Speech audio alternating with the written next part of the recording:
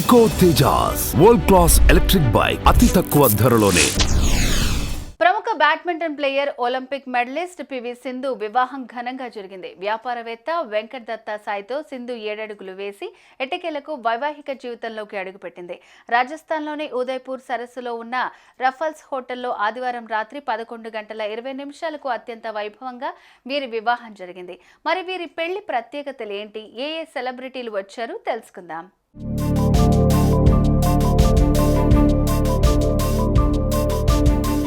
Badminton కోర్టులో రాకెట్తో ప్రత్యర్థులకు చుక్కలు చూపిస్తూ ఎన్నో చారిత్రక విజయాలను సొంతం చేసుకున్న పివి సింధు వివాహ బంధంలోకి అడుగుపెట్టింది. ప్రోసిడెక్స్ టెక్నాలజీ సంస్థ ఎగ్జిక్యూటివ్ డైరెక్టర్ వెంకటదత్త సాయితో సింధు వివాహం ఘనంగా జరిగింది. ఈ వివాహ వేడుకకి ఇరు కుటుంబ సభ్యులు, సన్నిహితులు, ప్రత్యేక అతిథులు మాత్రమే హాజరయ్యారు.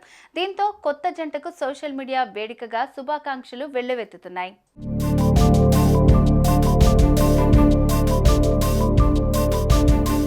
పివి సింధు తన పెళ్లికి ప్రధాని నరేంద్ర మోదీ సహా దేశంలోని అత్యంత ప్రముఖులను ఆహ్వానించారు.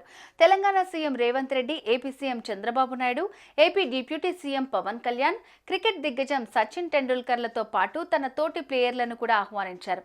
అయితే పెళ్లి కాస్త ఉదయ్పూర్లో జరగడంతో హైదరాబాద్లో రిసెప్షన్ ఏర్పాటు చేశారు. దీంతో సింధు, వెంకటసాయి దత్తల రిసెప్షన్ కు సినీ, రాజకీయ, క్రీడా సెలబ్రిటీలు హాజరు కానున్నారు.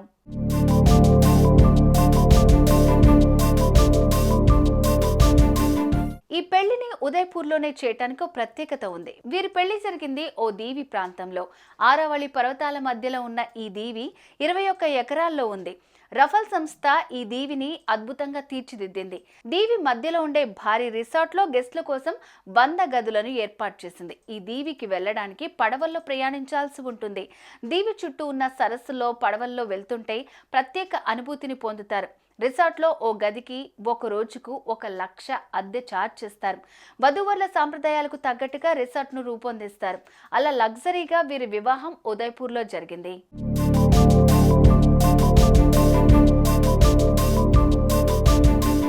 ఇక వీరి పెళ్లికి సంబంధించిన ఫోటోలు ఇరు కుటుంబాలు బయట పెట్టలేదు. కానీ పలు ఫోటోలు మాత్రం సోషల్ మీడియాలో వైరల్ గా మారాయి. దీంతో నెటిజన్లు కామెంట్ చేస్తున్నారు, బెస్ట్ విషెస్ చెప్తున్నారు.